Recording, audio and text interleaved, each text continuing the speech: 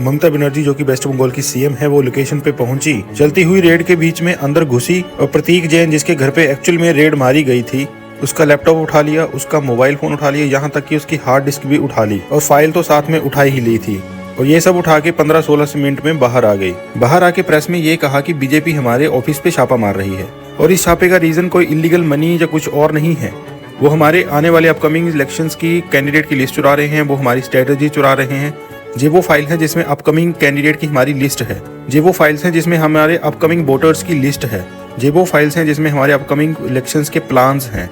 और ईडी ये सब कुछ बहाने से अपने अंडर में करना चाहती है। ईडी सरकार के साथ मिलकर मेरे ऑफिस पे रेड मार रही है और ईडी सरकार के लिए काम कर रही है, सरकार यानी बीजेपी। और बाहर आने के बाद ममता बनर्जी ने ईडी के ऊपर ही पुलिस केस कर दिया है। जब बात वेस्ट बंगाल पे आती है तो दीदी अपने पीक पॉइंट पर आ जाती है, टोटली ही एब्सोल्यूट सिनेमा।